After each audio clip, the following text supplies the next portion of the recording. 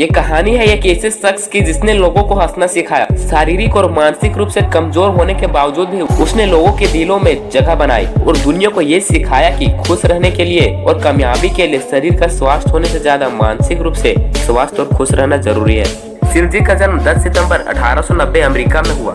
जन्म से सिलजी भी किसी अन्य बच्चे की तरह ही दिखता था, लेकिन जैसे जैसे समय बीतता गया ये पता चलने लगा कि वो माइक्रोसेफली नामक बीमारी से पीड़ित है। यह एक ऐसा कंडीशन है जहां चेहरा सामान्य रूप से बढ़ता है लेकिन सिर बहुत ही छोटा होता है। एक आम इंसान के मुकाबले सर आधे के बराबर होता है। इस कंडीशन में उस इंसान की मस्तिष्क की क्षमता कम हो जाती है। कभी कभी ये तब होता है जब बच्चा माँ के पेट में हो और बच्चे की माँ दैनिक शराब का सेवन करे, या फिर जेनेटिक बीमारी भी हो सकती है।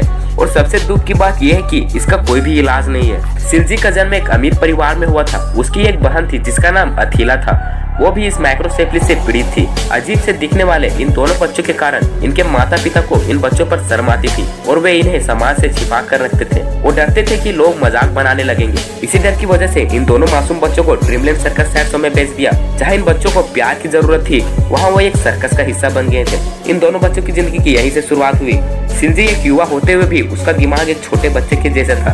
सर्कस में सैड शो के दौरान ये हमेशा एक लड़की के कपड़े पहनता था और उन्हीं कपड़ों में अपनी मासूम हरकतों से लोगों को हंसाया करता था।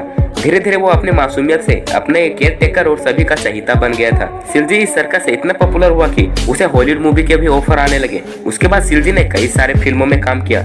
1932 में सिलजी ने फिल्म फ्रीक्स में काम किया और रातों रात एक सुपरस्टार बन गया। 1936 में सर्कस में काम करने वाले जॉर्ज सुद्दी ने सिलजी को गोद ले लिया। जॉर्ज ने मरते दम तक सिलजी का बहुत ख्याल रखा, लेकिन जॉर्ज के मरने के बाद उसकी बेटी ने सिलजी को मेंटल हॉस्पिटल भेज दिया।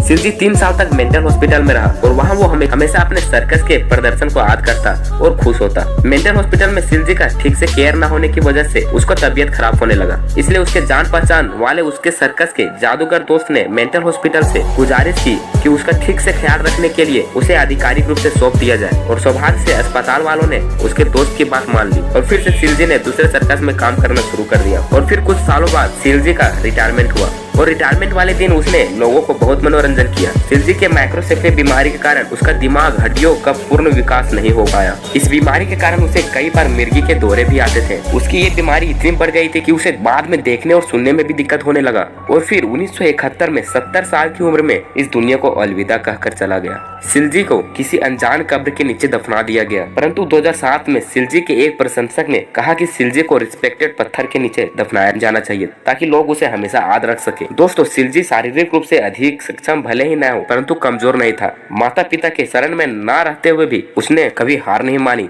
और दुनिया को हंसाते हुए अपना एक अलग छाप छोड़ गया। तो दोस्तों, इसे इंसान के लिए तो 1 लाइक बनता ही है। और अगर आपको ये सच्ची घटना पसंद आई होगी तो अपने फैमिली और फ्रेंड्स में भी शेयर जरूर कीजिएगा और चैनल को सब्सक्राइब जरूर कर लीजिएगा।